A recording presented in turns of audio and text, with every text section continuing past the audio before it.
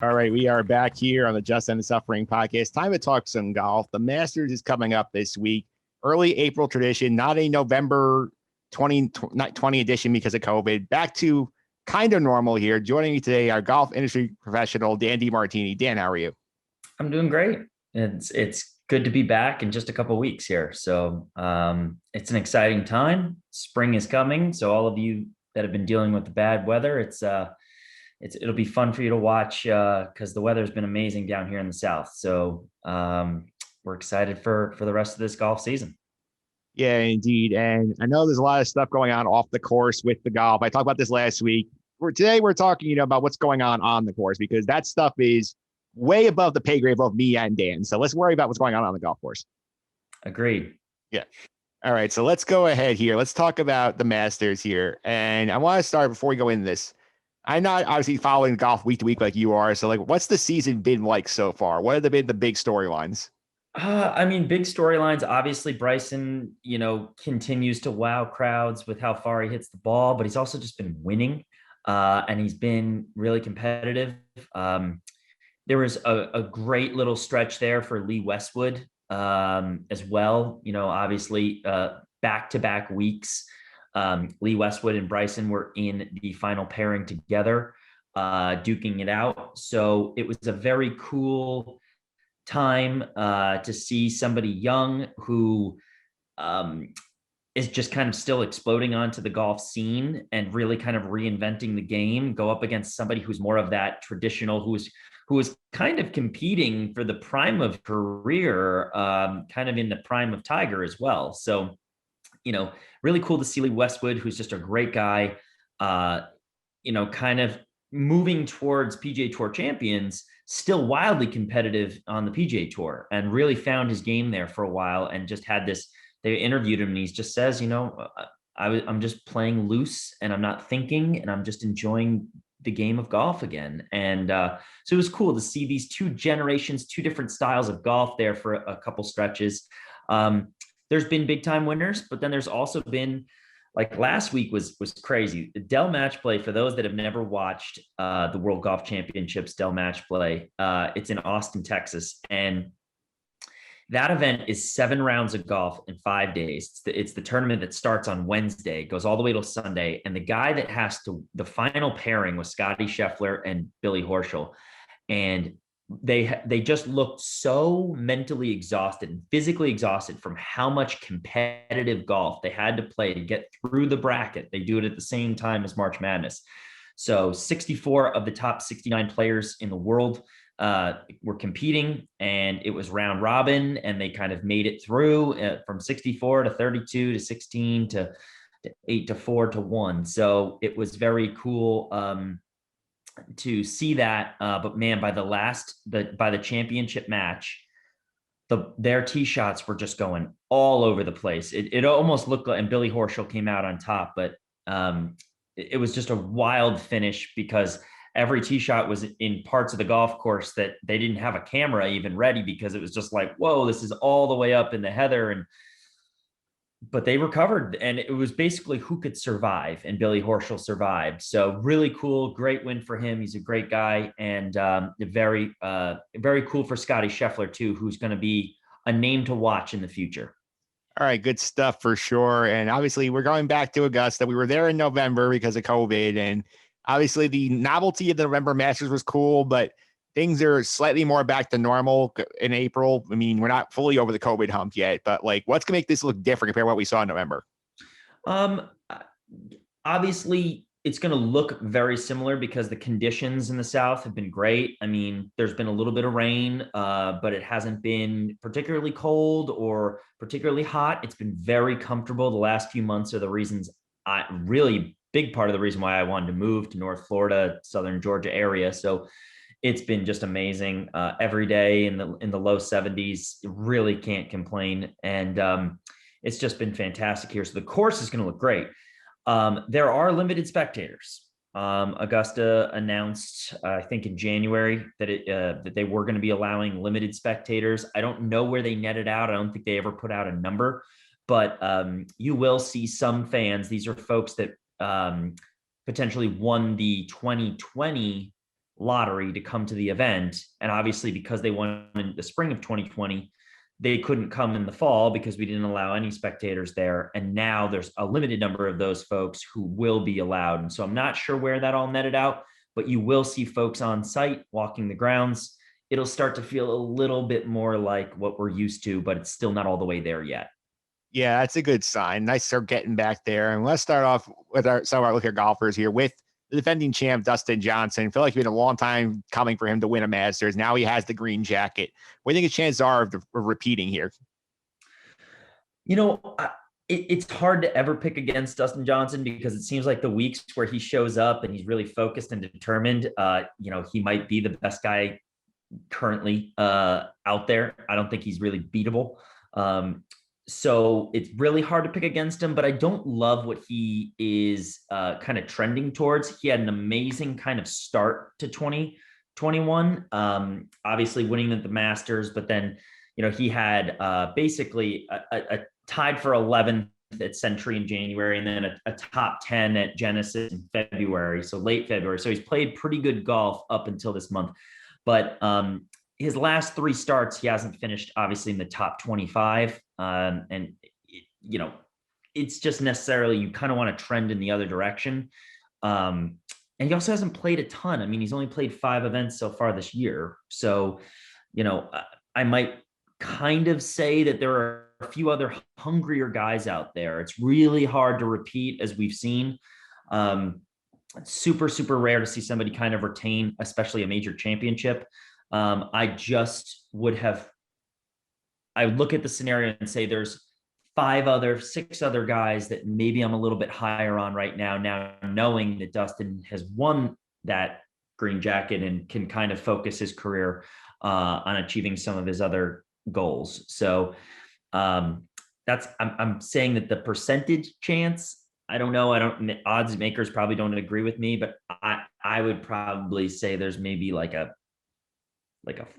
30% chance that he would be able to do it. So I don't know if that's a generous number or not, but I would just look at him as somebody who isn't necessarily playing super hot golf right now. But you can never count him out. Yeah, another guy you can't really count because of how hard he can bomb the ball is Bryson DeChambeau, and obviously not the showing he wanted back in November at Augusta. So what do you think about his chances right now?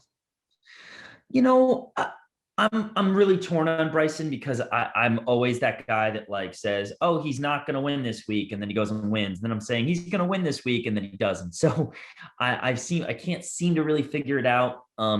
I have to kind of go with the fact that Bryson's played a lot of golf so far this year. I mean, and a lot of successful golf.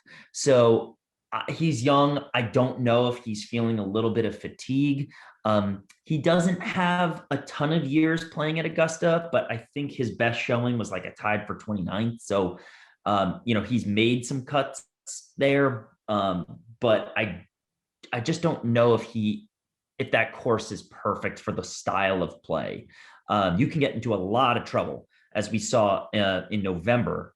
Bryson obviously had that crazy low practice round. Everybody was talking about how he was driving greens and hitting it over trees, but then he got himself into a lot of trouble. He managed to make the cut, but he just didn't go low enough there because the risks outweighed the rewards for him in November. Maybe he's learned a little bit from what happened in November, and he's got to pick his spots a little bit better. He's a super smart guy, as we know. He's crazy analytics. So I'm sure he's looking at what he did shot by shot in November, and he's going to come out and he's going to finish top 10. But once again, I just think he's played so much golf. It would be hard to take him, especially since he looked, okay at Dell Match Play, but he didn't obviously advance fairly far in the tournament last week. So maybe it was a good thing. Maybe he'll be rested, getting a good week and a half off here. And then,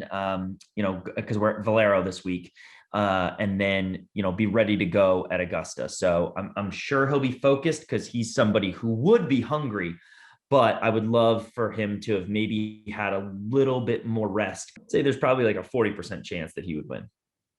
Yeah, so that's a good odds there. The other big guy here, obviously, because Tiger's not here, and wish the best for Tiger's recovery from the horrific car accident he suffered back in January, is is Rory McIlroy, and he's a guy who's won the other three. He's been trying to get that green jacket to complete the career slam. What do you think about Rory? Rory, remember, he finished tied for fifth back in November. And so I feel like he just is starting to figure that course out. And he's definitely a name to watch. He's been all over the place. So he's played several tournaments already this year. I think he's played maybe 8 or 9 events since the turn of the calendar year. But he's been kind of a little sporadic. So I think he's finished in the top 15 4 times. But he's also missed the cut twice. So once again, he did not play particularly well when I got to see him in person at TPC Sawgrass a couple weeks ago at the Players Championship. Really struggled. I think he was like 10 over par. There was that kind of funny, I don't know if everybody saw that on Instagram or on Twitter, with Ian Poulter sitting at the table with Rory McIlroy, and I think it was Tyrrell Hatton or maybe one other guy. And they're like, we are a combined 35 over par today, or something crazy. Like, they just did not play well. Or Henrik Stenson, I think it was. Yeah. And he just didn't have it that week. And I'm willing to omit that and look back and say, all right, yeah, Rory is one of these guys, like you mentioned, doesn't have it, really wants it, maybe found something in November, and is going to come out and surprise people. So I would be on the Rory train, just knowing that he played well at API, about a month ago. About the time. I think it'll be almost a month after he, had a top 10 finish. So that's not that long ago that he was in contention to win. So I would be high on Rory as well. And I'd put him in the same boat as Bryson. All right, that sounds good. Obviously, you're more tapped into the golf than I am. Those are my 3 casual names of the guys who I'm really aware of. And you're a little deeper in here. So give me a couple of guys that you like, a couple of guys you might fade a little bit this week. Sure. Yeah. I'm always very high. I feel like a broken record whenever I do kind of like picks or whatnot. The names that I always seem to come back on are Xander Schauffele, Tony Finau. I like Daniel Berger. I think he'll be gritty, and he's another guy who might just, he can go crazy low in a day. Like he's got that ability in him. Can he get off to a good enough start? That's the question. But once again, Xander is really consistent. He's a guy who wants that jacket. And I think he is constantly trying to prove that he's, one of the top 10 players on tour week to week. I just love his game. I think he does a really good job of keeping himself out of trouble. And that really is the challenge at Augusta, is don't make those critical errors where you just blow up and you go from 3 under to 1 over in a hole. If you can avoid those, and he has the game to do so. So I would stay pretty high on them. If we're truly looking at the odds, not making bets or anything like that, I do look at Patrick Reed at 25 to 1, I believe, is what they put out for Masters odds on CBS. I thought that was a little high. Or maybe a little low, I guess, for Patrick Reed. I think that he's a guy that, once again, when you least expect it, he will come out of nowhere and can command a lead. And I think he won in 2018. So here's a guy who not too long ago has had some success and has shown that he can win and play that style of golf. So do like Patrick Reed. I think some of the other guys that are kind of deeper down the list here, if Adam Scott is somebody that's kind of an anomaly to me. He's going out at 60 to 1. And I believe the statistic was something crazy. Like, he's played in the Masters like 17 times. He's only missed the cut twice in 17 years playing the event. And I think he's got 5 top 10s or something like that. And obviously he won it back in 2013. So, here's a guy who is, even though he doesn't play particularly well at a ton of other courses around the tour, he loves Augusta National and has shown his game is perfect for it. So if you were going to kind of go deep sleeper, I don't even think he's that much of a sleeper. I mean, Adam Scott is always there and he's always in the mix. I mean, I was kind of looking at this a little while ago. I mean, he finished top 10 in 2017 as well, but I mean, the last 2 years, he just makes cuts, and he's always giving himself a chance. So I would stay high on Adam Scott. Adam Scott for sure. And I wanted to say Scotty Scheffler if he didn't make it all the way as far as he did last week, because he plays a ton of golf and could really.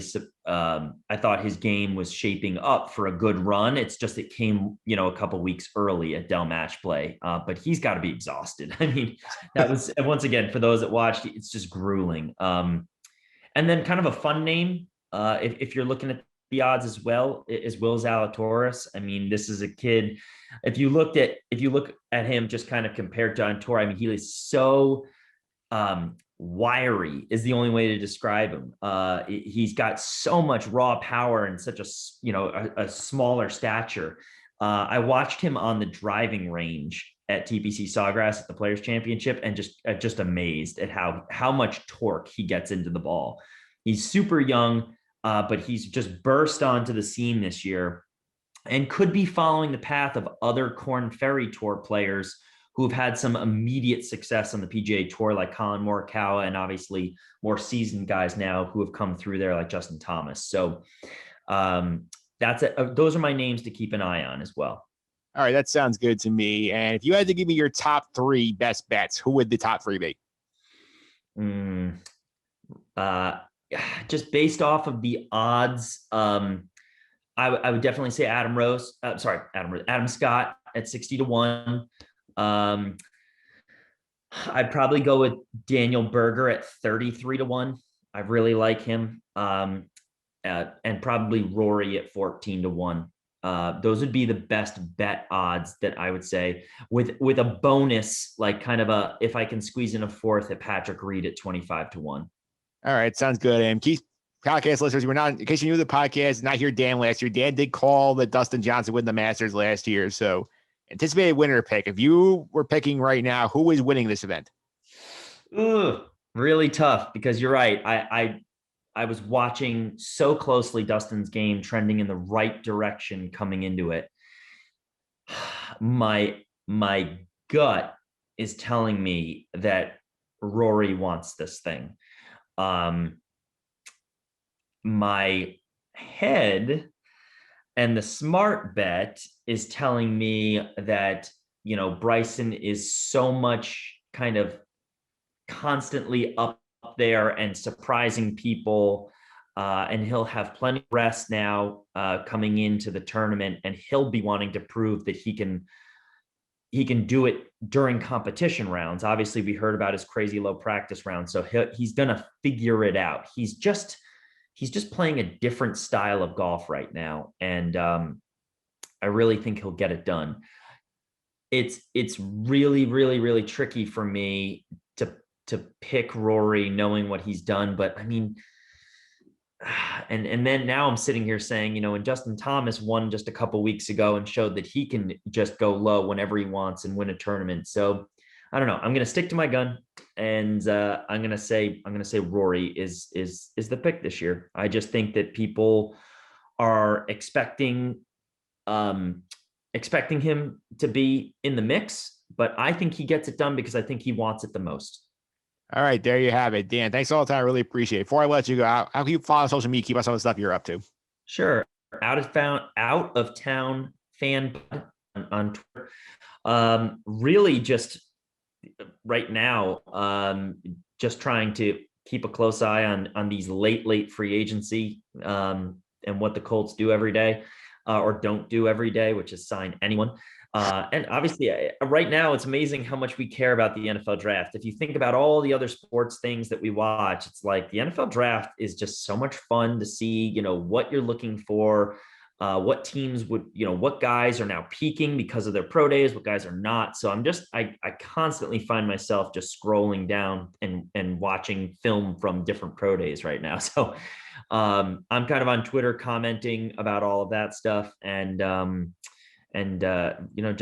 just haven't been doing any podcasts really other than this one. So I'm with you and enjoying, as we mentioned on the podcast a few weeks ago, Falcon and the Winter Soldier. And I really liked episode 2, by the way. How'd you feel about it? I liked it a lot. And one other thing I'm going to talk about on the podcast, our friend Nick Fryaz coming up next year. We're talking about the Snyder Cut. And I know you've seen that. How big a fan were you of that? Huge fan. I won't get into it because Nikki's going to have a lot of opinions, but Nikki and I agreed on a lot of things when we kind of spoke last week. 4 hours and 6 minutes. I enjoyed every minute of it. I really, really loved the character development, and especially with the Flash. I thought that, you know, how they kind of represented Barry Allen more, and really showed his true abilities. He wasn't just he was still a punk funny kid, but he also had brought a lot of like just connectivity to the rest of the group. And I loved all those extended fight scenes. So good.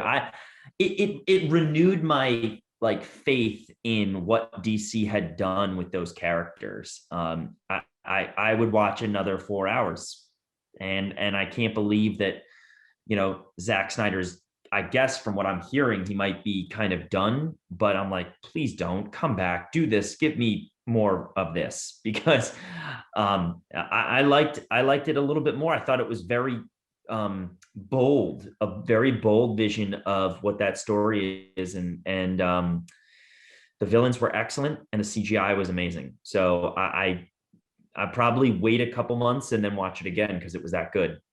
Yeah, indeed. Hopefully Nick and I won't spend 4 hours talking about it, but we'll be talking about it right after this.